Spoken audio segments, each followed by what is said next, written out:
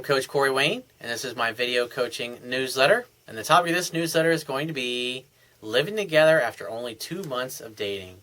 That's really fucking quick.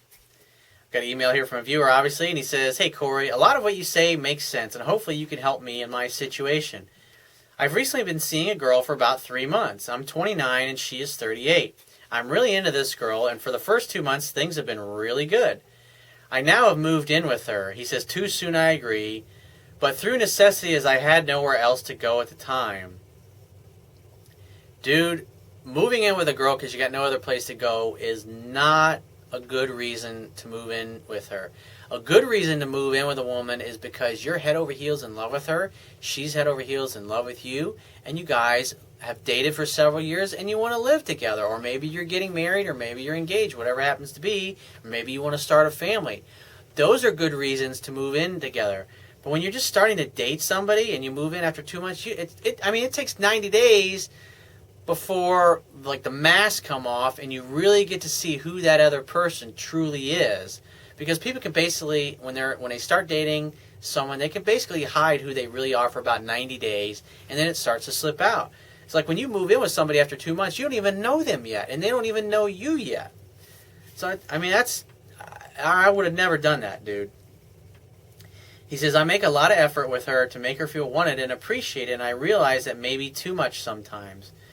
Well, women should be doing 78% of the calling, texting, and pursuing, and even when you're out on dates, ideally, you want to make sure that they're doing that by talking, doing all the talking, by making sure that if you ask questions, 78% of the time, they're going to be doing most of the talking. Besides, women love to talk about things anyways. That's just how they work through their problems, and they share and they relate to other people. It's just by talking, and that's one of the beautiful things. If you're with a girl and she fascinates you, you're going to love the sound of her voice. You're going to love listening to her because it's like her voice will be like fucking sexy music to you. So you'll never get bored with what comes out of her mouth. Unless, of course, you made a bad choice up front." He says, "Anyway, lately she seems to not respect my opinions or look at anything from my point of view, and also doesn't make an effort to show me that I mean a lot to her. When I stick up for myself, she gets angry and more distant. She says she wants to be with me and she likes me a lot, but her actions say otherwise. How can I take back the power here and make her realize that if she doesn't buck up her ideas, she will lose me? I want to do this without coming off as an asshole." Well, first off, you got to read my book, because there's obviously things that you're doing here that are turning this girl off, and you've rushed right into this relationship, and now you're basically living with this person who you really don't know yet, and you're both getting to know each other. And the fact that you're saying through necessity you moved in with this girl, that tells me maybe you're having financial problems, or you're not doing that well. Maybe you're not even working. And if you're having financial problems, or your career sucks, or it's not going well, and you're not making much money, what that does is it causes your girlfriend to move into her masculine to make up for the fact that she's got to be the breadwinner, or she's got to support the household. And in essence, to make up for the fact that you're not being a man and taking care of the things that you need to be taken care of. And so a feminine woman, when she has to move into her masculine, she's going to fucking resent it. And that's going to cause her to be bitchy. It's going to cause her to be nasty. It's going to cause her to be cranky, irritable, and snap at you for the littlest things. Until you grow a set of balls and you start handling the things that you need to handle in the relationship. So if you're not working, you need to get a job. And if you're not making enough money, you need to either start working a part-time job or get a job that pays you more than you're making now.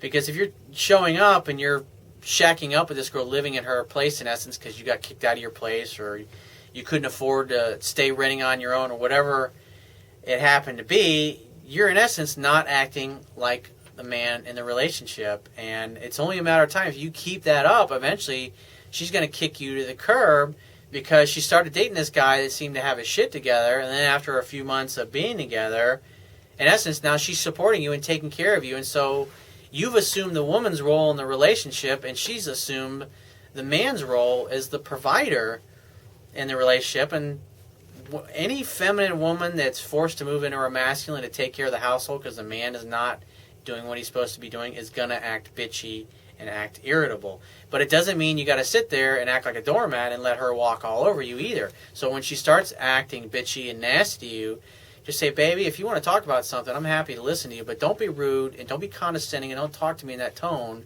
Talk to me in a sweet, kind, loving tone. I don't talk to you that way, and so I would appreciate it if you didn't talk to me that way. And if she's cool, she'll say, oh, I'm sorry, I just had a bad day or whatever. And you say, well, okay, well, tell me about it, sweetheart. And she'll start talking about it. But if she just gets even bitchier and even nastier, you just say, you know what, I asked you nicely and you're being an asshole to me. So I'm out of here.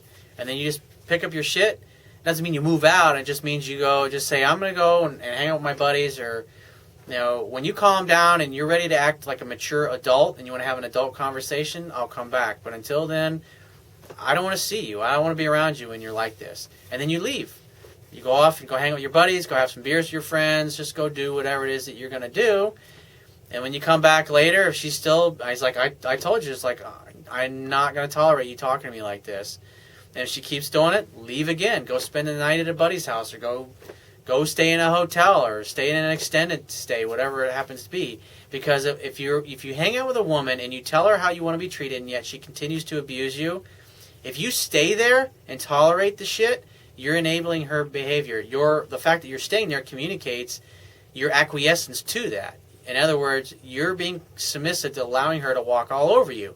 And she won't respect you if you sit there and take it. She'll respect you more if you up and leave. And so what happens is she starts to realize, if I'm kind and sweet, you're going to stick around and you're going to have an awesome time together. But if she wants to turn into an asshole or a bitchy, nasty asshole, then you're going to leave. And if she keeps doing that, eventually you're going to leave permanently, and that's what it will communicate to her. So if you have a question you want to ask me, go to my website, click the Contact Me tab, which will be in the left-hand side of your screen, and send me 1 to 2 paragraphs max, and just give me several days to get back to you with a response. If you want to talk to me right away, the quickest way to get my help is to book a paid phone coaching session. You can do that by going to my website.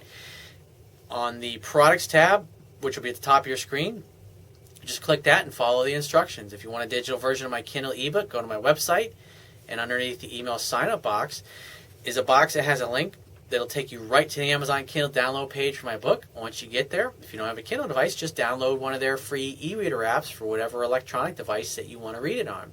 And if you appreciate the value of the information I offer in these video newsletters, the articles on my website, and my ebook, you can show your appreciation right now by going to my website, and on the will be a toolbar, which will be at the bottom of your screen. Click the PayPal donate button and donate any amount that you feel is equal to the value of the information. And I will talk to you.